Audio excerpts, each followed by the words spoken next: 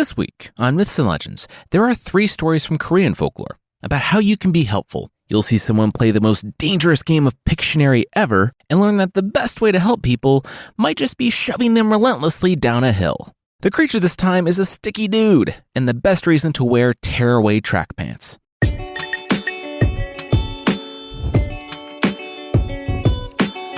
This is Myths and Legends, episode 271, A Friend in Need.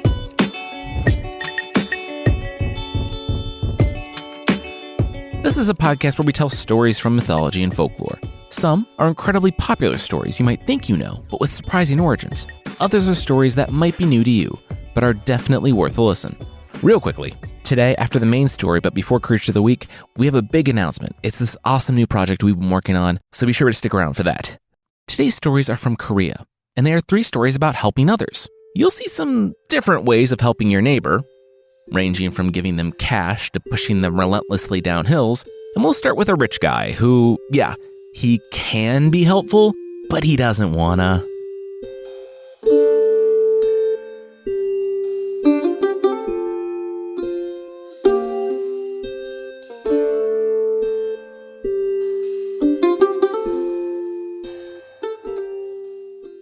Okay, wow, so I feel awkward, the poet said, grimacing. Young said, no, please, don't.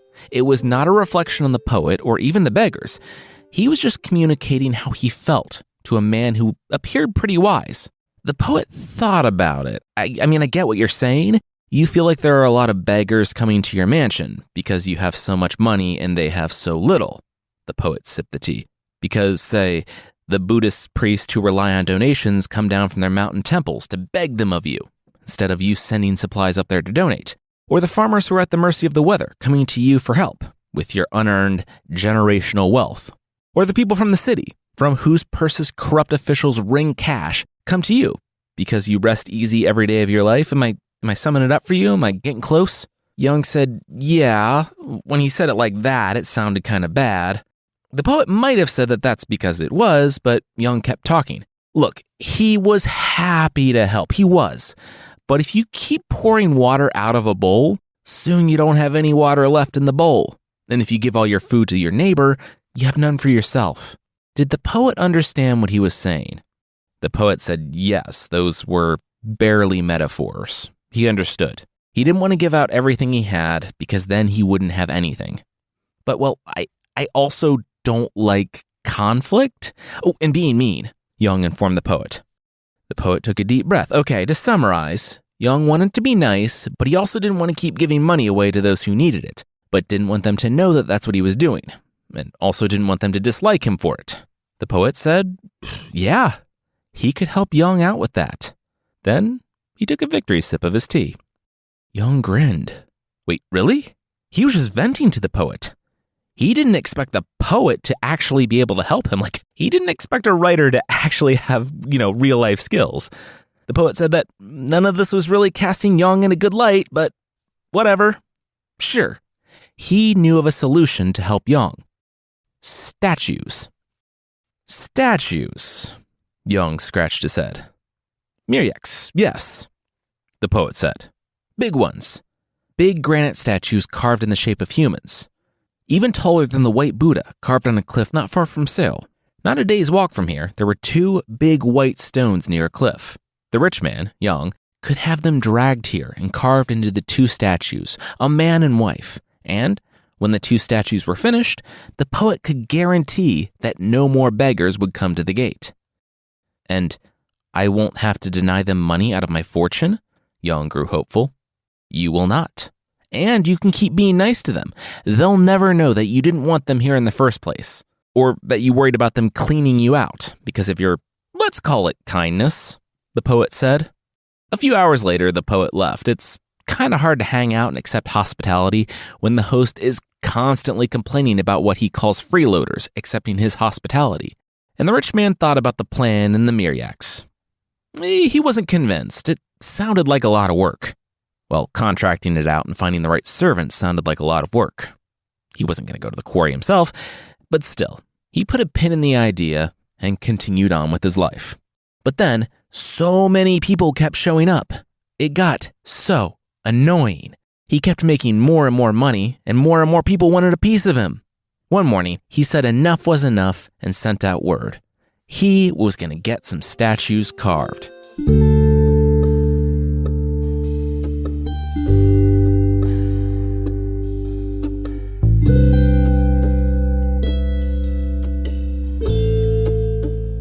Months and months later, the poet walked a familiar road. Familiar, but empty. The last time he had been to Yong's house for tea, he had been one of a throng of people on the road, going to see the rich man whose family had cared for this land and its people for generations. Now, he heard the birds chirping, the stream bubbling, and the rustle of deer in the leaves far off. He saw them standing above the trees, the myriads, the large granite statues. So, Yong had followed his advice.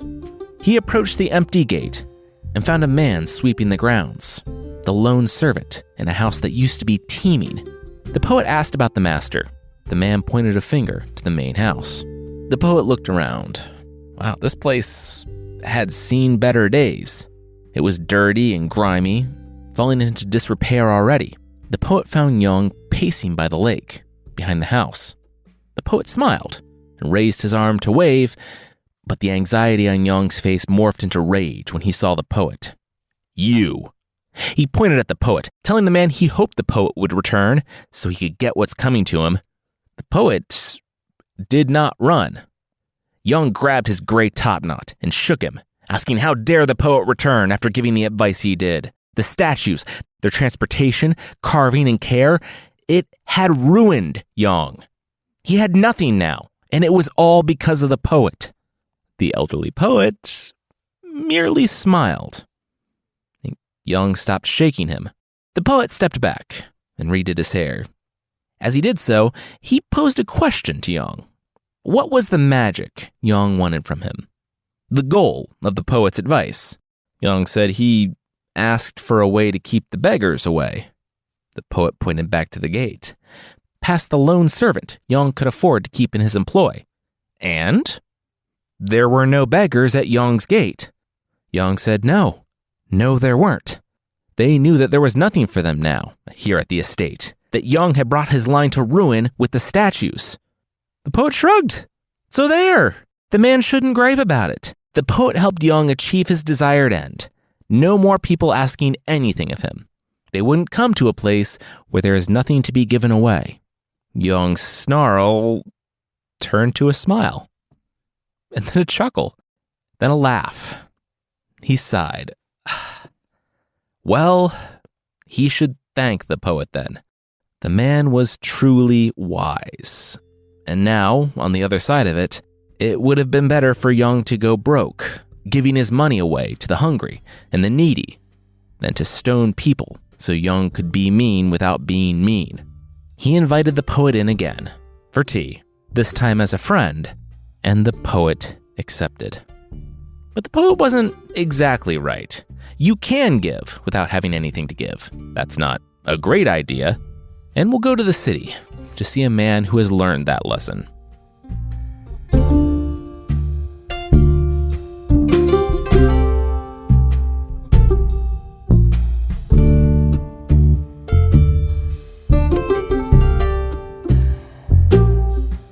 Wu, the spoonmaker, was a good guy. He was a good husband and a father. He took care of his home and his children, and there were always rice and kimchi in the jars of his home. Then his kids grew up, and Wu suddenly had more than he needed. He had always run his spoon-making business well, and everyone knew of his quality. And I guess everyone needs spoons. Regardless, he tossed a few coins here and there, and accepted people into his shop, giving cash to some, rice to others, and so on. He knew how the city was hurting under its corrupt officials, magistrates who squeezed the people and lived large off their tax money. Like Bruce Wayne, he was going to do something about it. His method was donating money and generally being charitable and not beating people half to death in the street. Wu wasn't Bruce Wayne, though, in that he wasn't rich. And one version says that, quote, if you put enough raindrops together, you have a river. And that river of cash flowed directly out of Wu's accounts. Still, he liked the feeling. He liked helping. someone had to. He still had a roof over his head and a way to make his spoons. Some people didn't even have that sort of luxury. He would be fine. Except he wouldn't. Wu eventually found himself among the number of people he wanted to help. He couldn't afford the brass to make spoons or even the meager meals to keep he and his wife fed. So he did what most in the city did and went to the lenders. He just needed a little bit to get back on his feet, to buy some metal for his spoons. Then things would be good again. He underestimated just how vigorously the lenders would want a return on their investment. And though his spoons sold well, they didn't even cover the interest. He needed to borrow more to pay the original interest and then found himself in a spiral. 3 or 4 lenders down the line, and a few months past due, and rough hands grabbed him on the way to work and dragged him before the judge. The judge reviewed the case. It was obvious that Wu didn't have the money. He dismissed it with a knowing nod towards the men and told the lenders that they should count it as a loss and move on. The lenders' goons, well, they escorted Wu out of the courtroom. Wu limped home, bleeding, with his right eye swollen so much that he could only see out of his left. The loan sharks had told him that while there might not be any legal recourse for getting their money back, there were other ways, and he had a week. Wu didn't know what he was going to do. He prayed silently for help. He was desperate. He crossed the gate of his house when something jangled at his feet. He looked down and, down there on the ground was a string of cash coins. So real quickly, at this time in Korea and elsewhere throughout Asia, they would string together coins by the tens or hundreds, through a hole in the middle of the coin, and the string itself would be a unit of value. Anyway, in the dust path leading up to his house, Wu found a string of 7 coins. 7. It wasn't much, but it would be enough for he and his wife to be able to eat a bit of rice that night. He picked 5 coins off the string, handed them to his visiting son, waved off questions about why his face looked like that, and told his son to go buy some rice for the family. After the son returned and the couple cooked the rice, the 3 sat down to eat when the son looked at the string. Oh, he thought his dad said that there were only 7 coins on the string. Wu nodded. That's right. The son pointed. He must have miscounted. There were 12 because there were still 7 coins, even after the 5 he spent. Wu looked down. Wow, yeah, today had contained a fair bit more head trauma than usual, so that could be the case. He shrugged. Then he thought about it. No, he really remembered counting 7. He reached down and pulled 2 from the string and counted again. 7. He put the 2 back on the string. 7. No matter how many he pulled off or put on, there were always 7 on the string. Wu marveled, but knew he had to keep this secret. If he paid off all of his debts at once, people would get suspicious. The loan sharks might come for him and discover the magic cash string, and if there was anyone who didn't deserve to have it, it was them. If he was able to keep this a secret, he would be able to live as well as help out his city. So he paid off his loans, just enough to not get beaten or dragged before the judge, and ostensibly lived by his well-crafted brass spoons. At night, though, he became something of a charity vigilante, tossing coins over gates under the cover of darkness, dropping money into beggars' hands, and then disappearing before they looked up. He made pilgrimages to nearby temples in the mountains, secretly putting large sums in all the donation boxes without anyone seeing. Everyone prospered, but no one knew why.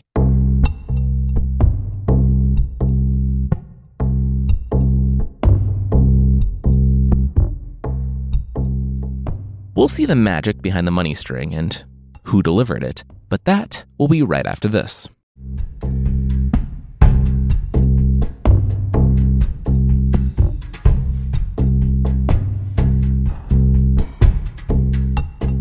One magistrate called the other into his office. "Have a seat." The younger man did. Okay, what's up?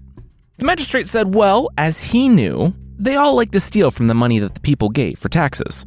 The younger magistrate smiled. Of course, the all-pervasive corruption was a big part of why he liked working here. The older magistrate nodded. Very true. It's just, there have been some complaints. Not from the justice system or the people, they can't do anything, but from the other corrupt officials. They were complaining that someone wasn't taking their unfair share of the people's cash. The younger magistrate gasped. What? And they thought it was him? The older said no, they didn't know who it was, but it threatened to bring this whole operation down, and he stopped. I'm sorry, is a corruption investigation boring to you? He said to the younger one. Why are you looking out the window? The younger didn't respond, but just pointed behind the magistrate who called the meeting. There, along the top part of the window, was a group of coins, just dancing along. A whole conga line in groups of 5 to 7 coins bopping along the outside of the window. Both men rose and ran. Outside, they looked up. There, in the sky, was a string of coins. You had to really be looking for it. But if you looked, you could see them flowing from the opening in the wall of the treasury to somewhere. The men walked underneath the shadows, looked up, seeing where they were going, until they found the destination. Spoonmaker Woo's house. They were going to get the judge. They wouldn't stand for a thief of the people's money. That wasn't them.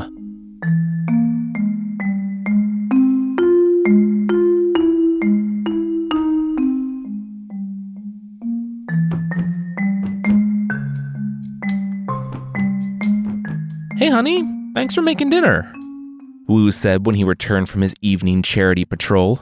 His wife looked out from the other room. Oh, she thought he was surprising her with dinner. Their son had gone back home earlier in the week. Who, then, was making dinner? They both looked, and at the stove was a goblin. Togepi, the creature corrected. This wasn't Europe, but Goblin had some cultural baggage that the Togepi didn't care to have carry over. But yeah, hi. Wu bowed low before the creature, pleading with it to please leave them. Wu turned to his wife. Togepi are notoriously fickle friends. They keep an evil menagerie that includes a tiger, wild boar, leopard, serpent, toad, and cat. Above all, they like to have fun and will resort to ruthless pranks if they grow bored at all.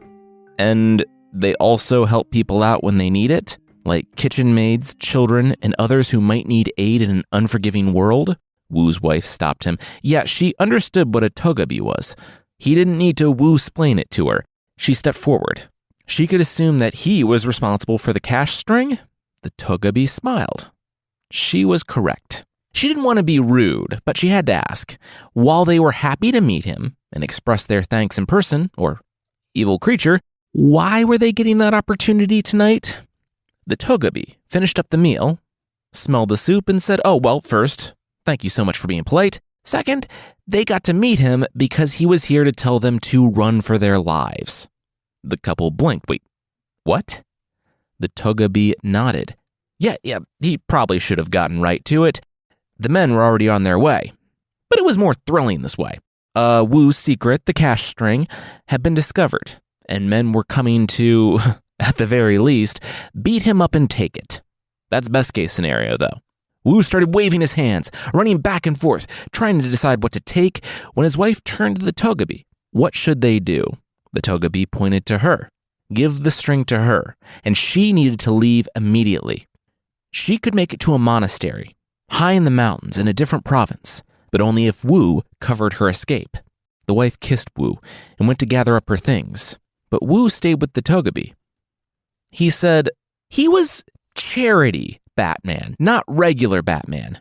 How could he cover her escape against whoever was coming? As Wu's wife left the house, the Togepi said that Wu would be just fine. How was Wu at Pictionary?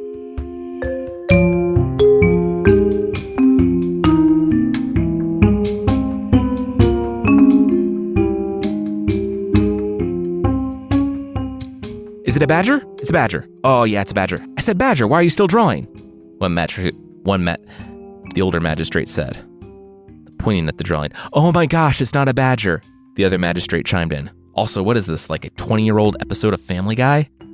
No, that was a jackal, and jackals aren't native to Korea, so maybe do your research, the older magistrate said before the judge told them both to shut up. This wasn't actually Pictionary. The spoonmaker, Wu, was telling them how he did the magic to pull the money from the treasury before they beat him to death and took the magic themselves. Wu had met them at the door, asking them to come in, and he listened patiently to their charges. He said that he would cooperate completely. But he needed a large sheet of paper pasted on a screen, a rabbit hair pen, and some ink. They were able to go get all those for him. But it took a little time, and that was the point. Wu wanted to burn as much time as possible. He waited with the 2 guards they brought. Men Wu recognized from the last time he was dragged before a judge. Yeah, we don't have any particular loyalty to the loan sharks or the judge. We just like beating up guys, so here we are. To be doing what you love. The 2 men were inspecting their weapons. Weapons they were excited to use on Wu. Wu, the spoon maker, offered them some of the dinner that was on the stove, and they thanked him. They had to keep up their strength for beating him after he revealed his secret. Wu chuckled. Glad to help. The 2 magistrates and their boss, the judge, returned with the ink, pen, and sheet of paper, and Wu got to work. Slowly. After some ill-advised guesses in what wasn't actually a game, the image began to take focus. Wu milked it for as long as he could, giving his wife ample time to get on the road, but soon he couldn't help but finish the drawing. Oh, it's a donkey, the younger magistrate said. The older swore. Why did he put all of his eggs in the badger basket? Oh, but there's something different about it. It didn't have a long donkey face, but a human one. Which human face? The younger magistrate said.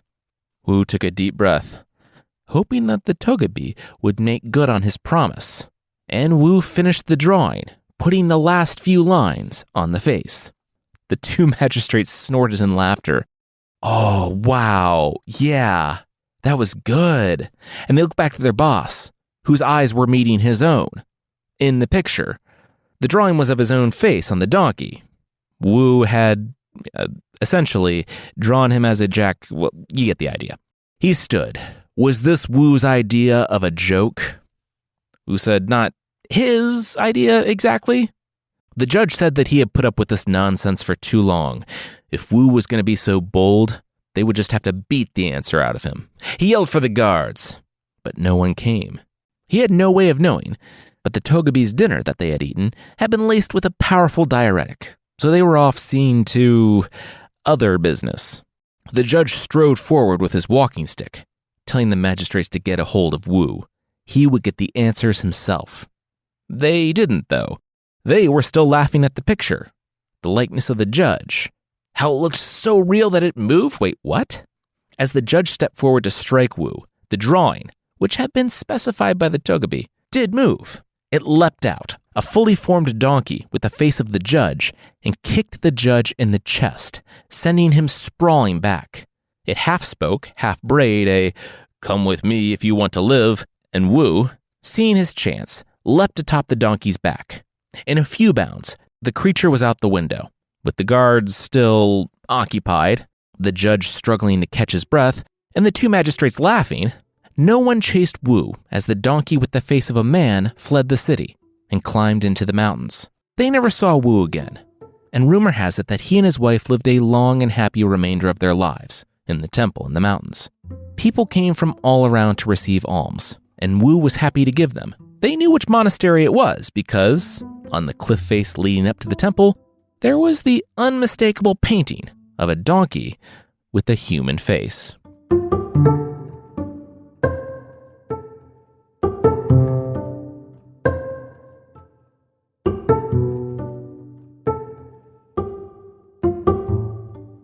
I like this story for a few different reasons. Wu was unapologetically himself and kept helping people even when it hurt, like literally when he was getting beaten up by loan sharks. But also, the Togepi, the mischievous, goblin-like creature, was actually a pretty good little guy. He earnestly wanted to help out the people in his own way, and while you get some of that throughout mythology, I mean, you could argue that the trickster in general represents people fighting against authority using their wits, it was nice to have a trickster using his powers explicitly for good. The next story is why failure, and I guess throwing yourself down hills, can be good, but that will be right after this.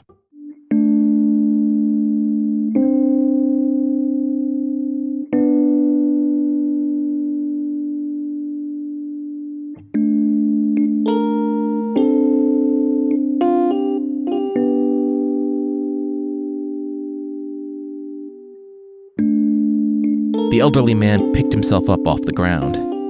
No, he was dying. The child, walking on the road behind him, rushed over. Oh no, was he hurt? The boy saw him stumble on the hill. The elderly man picked himself up. No, he wasn't hurt, but he was dying. The boy asked if he was sick then? The elderly man shook his head. No, not that. The boy didn't know? Really? They were on 3 Years Hill. He had spent his entire life fearing stumbling on this hill because if you stumbled and fell in the slightest, you would live for 3 years. He had failed. He had so much hope for the time he had left, but now it was limited. The boy said, wow, that's heavy. He helped the man to his feet, waited until he was steady, and then gave him a sharp shove. The man toppled and fell. The old man wailed. What was the boy doing? The boy didn't answer, but waited for the elderly man to rise again. The man refused his help this time, but it didn't matter. The boy shoved the man a third time. The man could barely get up on his feet and flee from the hill before the boy shoved him again and again. He was pleading with the young man to stop. Why was he doing this? It wasn't until they were at the foot of 3 Years Hill, on flat ground, that the boy stopped relentlessly shoving the elderly man. The man, slightly bruised but not seriously injured, asked why. Why had the young man done that? But the boy didn't answer that question. He asked how many times the old man had fallen on 3 Years Hill. The elderly man shrugged. He didn't know. 8, 9 times, no thanks to the boy. Wow, then you get 27 more years. You're welcome, the boy winked. The elderly man was perplexed. What was the boy talking about? The boy said 3 years for falling.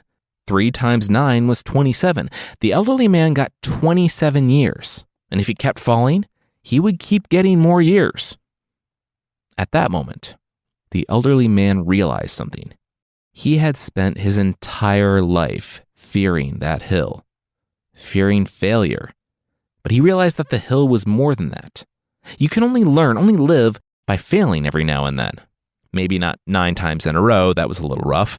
But if you live your life cautiously stepping around every opportunity, fearing tripping yourself up even a little bit, you're not actually living. You're avoiding living in the name of being safe. The elderly man thanked the boy for the rather aggressive lesson, and the pair ran back, together, to 3 Years Hill. After that day, the elderly man didn't fear failure, or the hill, again.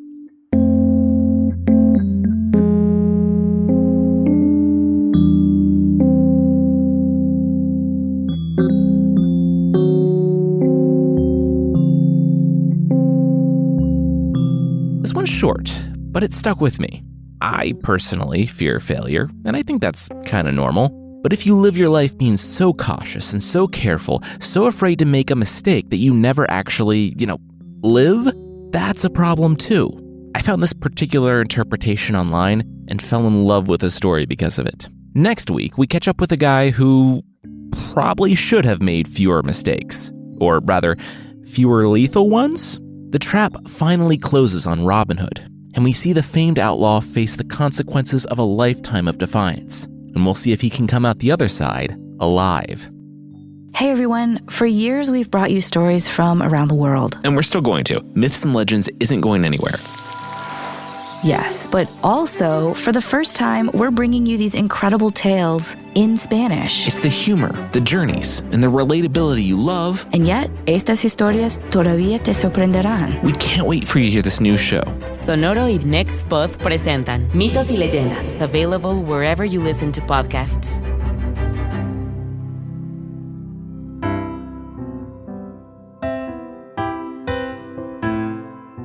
The creature this time is the Glashtin from Manx folklore. So, there are seahorses and there are seahorses. One are the fun little guys who hook onto plants and sway in the currents. Others are sticky mythological horses that live in water and want to drown and eat you, hopefully in that order. The concept of a water horse isn't a new one on this podcast, but apparently it was a huge deal on the Isle of Man, the place this creature calls home. People would catch wind of the Glashtin and rush out to see it, only to realize that it's just a normal, non-sticky horse or a guy with just bigger than average ears. The real Glashtin was way too sneaky to be caught by a crowd, though it had no problem catching a crowd. You might see livestock coming out of the ocean and think, hey, free horse. If you're a figure in Greek mythology, you might have other thoughts, but we won't go into those. A team of people might see the horse come out of the water and attach a plow to it. The horse would work for a couple of hours and then break for lunch. In that, it would make a break for the water and eat the team of workers for lunch. The plow would stick to the horse, but then the guys would stick to the plow and the horse would drag them all down to the ocean, consuming them. The Glashtin doesn't just prey on people by taking advantage of their desire for free labor. It seeks out the lonely people of the mountains because it can transform into a human. I added a link to the picture in the show notes, but the depictions range from a really buff guy with a horse head, like if a bodybuilder put on one of those weird horse masks that are popular on the internet for some reason, to just a normal guy with horse ears. Like many creatures, it gives human beings a fighting chance by not being able to transform its whole body. Unfortunately, this creature can just wear a hat, and you'll be none the wiser. That's what happened with one family, when a little old lady showed up at their door, begging for a place to sleep that night. The family was happy to help, and put her in the same bed that the family's 5 daughters shared. She didn't take off the hat until it was dark, and the daughter on the far edge of the bed, after hearing the struggling and the silence of an elderly horse lady exsanguinating 4 of her sisters, took off in a run, diving out the window. The only thing that saved her was crossing a burn, a flowing brook, something that most mythological monsters can't cross. The story puts it forth like it's a happy ending, but she still lost 4 sisters and the killer remained at large, so yeah, I guess fun thing for her to live with. A famous story was one where a young woman was expecting her father, who was traveling through the rainstorm, late at night. So she opened the door when she heard pounding. She told the shadowy male figure to come inside, and might have been intrigued when she saw that it was a young man who clearly worked out, but froze when he removed his hat, revealing his horse ears. He was a Glashtin.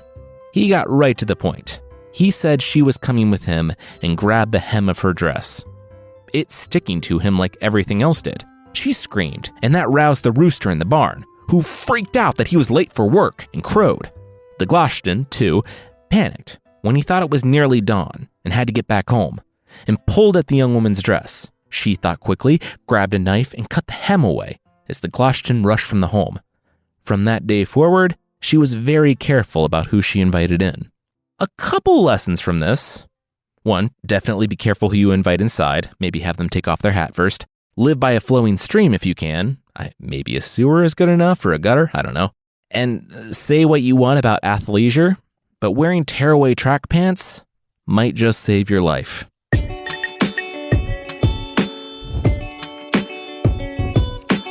That's it for this week. Myths and Legends is by Jason and Carissa Weiser. Our theme song is by Broke for Free, and the Creature of the Week music is by Steve Combs. There are links to even more music we used in the show notes. Thank you so much for listening, and we'll see you next time.